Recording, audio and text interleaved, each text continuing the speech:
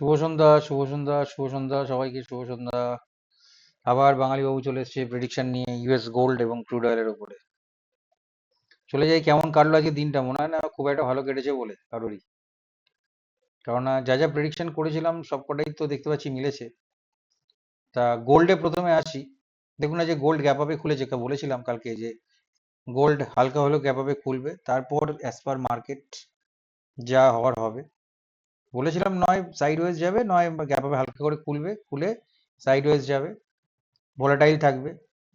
আমার যে যে লাইনগুলো কাটা, আমি এখনো কিছু লাইন পরিবর্তন করিনি, কালকের লাইনটাই আছে, যার জন্য এই সাপোর্টের লাইনগুলো এখনো রয়ে গেছে। শুধু একবার দেখুন, আমি 15 মিনিটের চার্টটা খুলে আছি গোল্ডের।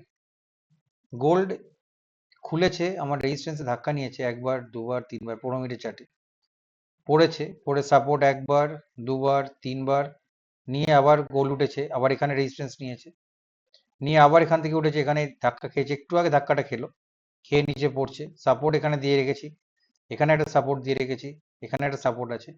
আমি আবারও বলছি 3400-র উপরে যদি মার্কেট উঠে যায় তাহলে কিন্তু বুলিশ হবে গোল্ড। কালকে একটা খুব বড় ইভেন্ট আছে, প্রত্যেককে বলে রাখি, ঠিক সন্ধ্যে 7টার সময়, 7টা 30-এ ফেড চেয়ার পাওয়েল টেস্টিফাই। এখানে যদি কালকে বলা হয় যে রেট কাটের কোনো সম্ভাবনা নেই বা আনচেঞ্জড থাকবে, তাহলে কিন্তু গোল্ড কিন্তু বিয়ারিশ মোডে চলে যাবে। আর যদি রেট কাট যদি করা হয় তাহলে কিন্তু তাহলে কিন্তু বুলিশ মোমেন্টাম নেবে কিন্তু গোল্ড, ঠিক আছে? 7:30টার মিটিংটা ভালো করে একটুখানি সব দেখবেন, ফেডের চেয়ারম্যান পাওয়েল কি বলছেন, এটা খুব ইম্পর্টেন্ট। আর কালকেও মার্কেট খুব সম্ভবত ভোলাটাইলই থাকবে, কেননা জিওপলিটিক্যাল যে ইস্যু আছে তাতে কিন্তু গোল্ড থেকে আরম্ভ করে ক্রুড দুটোই কিন্তু বুলিশ হওয়ার কথা। কিন্তু কিছু কিছু জায়গায় আবার এমন নিউজ আসছে যেগুলো কিন্তু সাংঘাতিকভাবে মার্কেটকে ভোলাটাইল করছে, ঠিক আছে? তা গোল্ডের ডিমান্ড কিন্তু এখনো সেন্ট্রাল ব্যাংকে আগের মতোই আছে, কিছু কমেনি, ঠিক আছে? আপনারা দেখতে পারেন, অনেকগুলো সাইট আছে, সাইটগুলো ঘাঁটলেই বুঝতে পারবেন। তা সেক্ষেত্রে কিন্তু গোল্ডের প্রেডিকশন যা বলছে, গোল্ড কিন্তু বুলিশ বায়াসে থাকবে অথবা ভোলাটাইল মোডে থাকবে। বিয়ারিশ হওয়ার সম্ভাবনা তখনই আমার লেভেল যদি নিচের দিকে ব্রেক করে। প্রথমে চলে আসি কালকের জন্য কি কি আমি সাপোর্ট রেজিস্ট্যান্স রাখছি। আমি এই রেজিস্ট্যান্সটাকে রেখে দিলাম আপাতত। প্রথম রেজিস্ট্যান্স কালকের জন্য থাকছে হচ্ছে 3390, তারপরে হচ্ছে 3395, তারপরে 3403 থেকে আরম্ভ করে 3410। এটা কিন্তু একটা খুব বড় একটা জোন আছে যেখান থেকে বারবার রিজেকশন খেয়েছে মার্কেট।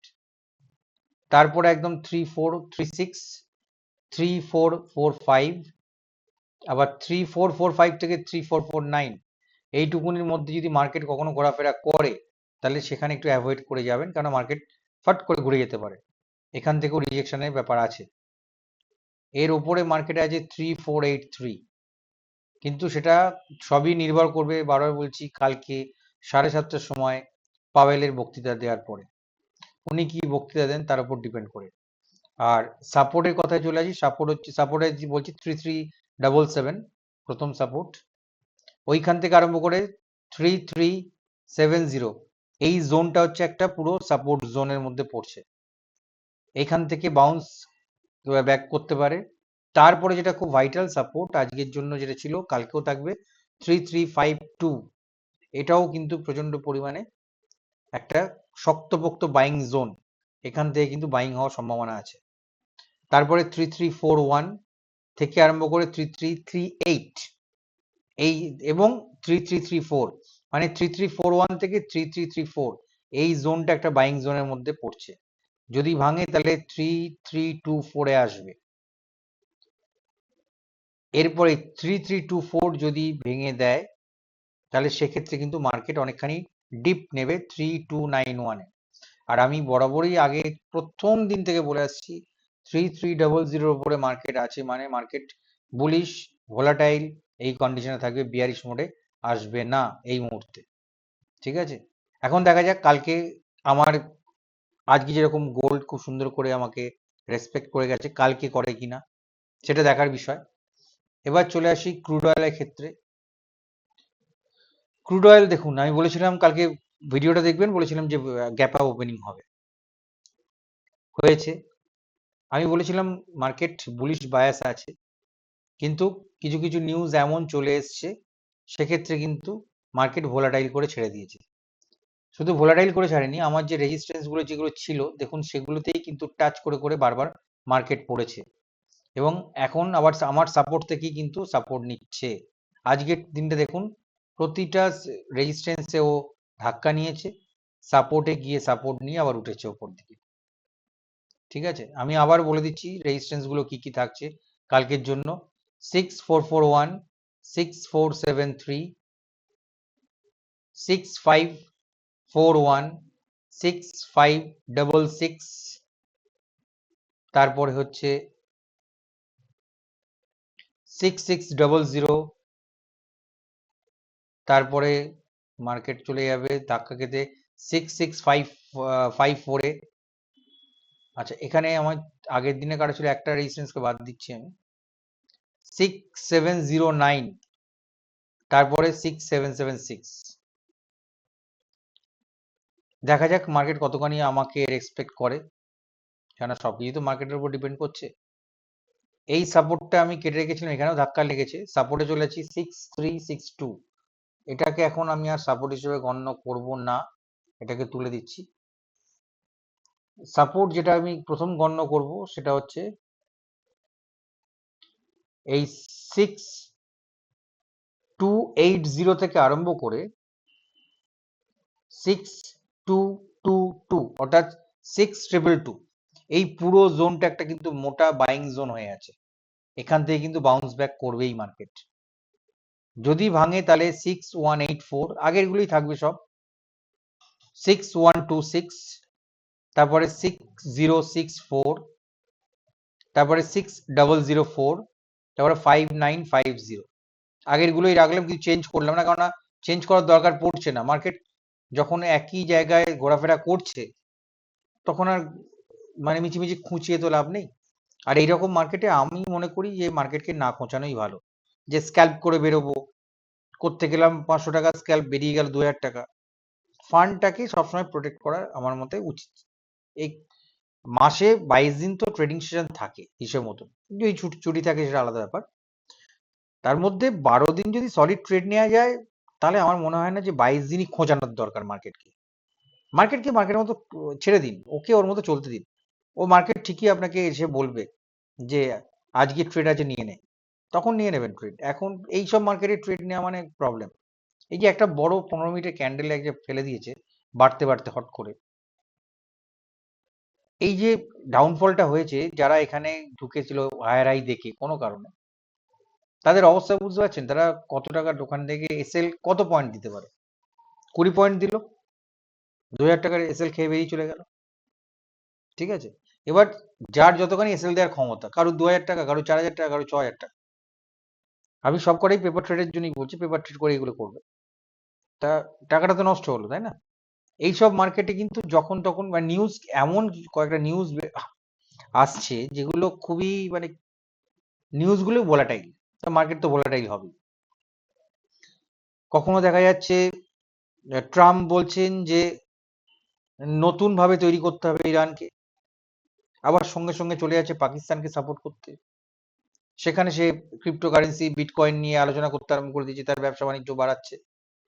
পাকিস্তানকে পুরোপুরি সাপোর্ট করতে আরম্ভ করে দিয়েছে। পাকিস্তানও বলেছে হ্যাঁ, আমার প্ল্যাটফর্ম আপনি ইউজ করুন। ঠিক আছে, একদিকে বলছে যে ইরানকে ইরানের এইরকম যে নতুন ভাবে ইরানকে তৈরি করতে হবে, আবার এদিকে পাকিস্তানের দিকে চলে যাচ্ছে। মানে কখন কি করছেন নিজের তো কোনো ঠিক নেই, মার্কেটও সেই হিসেবেই লাফালাফি করছে এখন। সরি, এখন আমি এই সাপোর্ট রেজিস্ট্যান্স গুলো বলে দিলাম। কালকে আমার প্রেডিকশন বা আমার মার্কেট থেকে যা শিখেছি, তাতে কালকে খুব সম্ভবত ক্রুড অয়েল গ্যাপ ডাউন হালকা হলে খুলতে পারে, তারপর অ্যাজ পার নিউজ মার্কেট তার মতো করে এগোবে বা কমবে। কিন্তু কালকে একটা হালকা গ্যাপ ডাউনের সম্ভাবনা রয়ে আছে ক্রুডের মধ্যে, যা নিউজ এখনো পর্যন্ত আছে। ঠিক আছে, তা আবারও বলছি যে এরকম ভোলাটাইল মার্কেটে ট্রেড না করাই ভালো। আর কালকে পাওয়েল বাবুর স্পিচটা খুব ইম্পর্টেন্ট, ওটা একবার দেখে নেওয়া ভালো। ওটা শুনে আমার মনে হয়, কেননা 25 তারিখে গোল্ডের এক্সপায়ারি আছে, তা 25শে জুনের পরে নতুন মাস পড়ছে জুলাই মাসে। আমার মনে হয় যে কালকে তো 24 তারিখ, আর 2টো দিন ওয়েট করে গিয়ে তারপর থেকে ট্রেড নেওয়া ভালো। তাহলে মার্কেটের ডাইরেকশনটা বুঝতে পারা যাবে, কোন দিকে মার্কেট যাবে। ঠিক আছে, এখন দেখা যাক কি হয় কালকে। এটাই হচ্ছে আমার প্রেডিকশন, আমি ছোট্ট করে বলে দিলাম। এবারে গোল্ড ক্রুড দুটোই বলে দিয়েছি, দেখা যাক মার্কেট কিভাবে রেসপেক্ট করে না করে। ঠিক আছে, আজকের জন্য শুভরাত্রি, সবাই ভালো করে ট্রেড করবেন, অযথা মার্কেটকে খোঁচাবেন না, মার্কেটকে মার্কেটের মতো থাকতে দিন। মার্কেট যখন সুযোগ দেবে অবশ্যই সেই সুযোগটাকে ব্যবহার করবেন। Be like a Kingfisher. Kingfisher কি করে, এক জায়গায় বসে থাকে চুপচাপ, যখনই টুক করে মাছ দেখে টুক করে নিয়ে চলে যায়। শুধু ওয়েট করতে হবে, মার্কেটকে ওয়াচ করতে হবে, দেখতে হবে, ধৈর্য রাখতে হবে, তবেই এই মার্কেটে আপনি সাকসেসফুল একজন ট্রেডার হতে পারবেন। বারবার যদি এসএল হিট করতে থাকে, আপনার নিজের মনের মধ্যে একটা কনফিডেন্স লেভেল কমে যাবে, জেদ চলে আসবে। সাইকোলজিতে এটা হয়, ট্রেডিং সাইকোলজিতে এটা হয়। বারবার ওই একটা লসকে মেকআপ করতে গিয়ে আরেকটা লস, আরেকটা লসকে মেকআপ করতে গিয়ে আরেকটা লস, এরকম রিপিটেড লস খেতে খেতে ফান্ড কমে যাবে। ফান্ড কমে গেলে আপনার এক্স্যাক্ট যে ট্রেড নেওয়ার কথা সেই নিতে গিয়ে ফান্ডটা আপনি পাবেন। তাহলে ফান্ডটাকে সেভ করা খুব দরকার, এটা আমার ব্যক্তিগত একদম মতামত। আমিও, ট্রেডারেরই লস হয়, তারা অভিজ্ঞতা সঞ্চয় করেই তারা এইসব কথাবার্তাগুলো বলে, হট করেই কথাবার্তাগুলো বলতে পারে না। যারা অত্যধিক লস খেয়েছে, আমিও হিউজ লস মেকার, লস করেই আমি পরে গেইন করতে শিখেছি। ঠিক আছে, তা যারা লস করেছেন তারা বুঝতে পারবেন যে আমার এই কথাগুলোর কতখানি সত্যতা আছে বা কতখানি এগুলো জাস্টিফাইড। ঠিক আছে, আজকের দিনের জন্য শুভরাত্রি, ভালো করে ট্রেড করুন, দেখে শুনে ট্রেড করুন, পেপার ট্রেড করুন।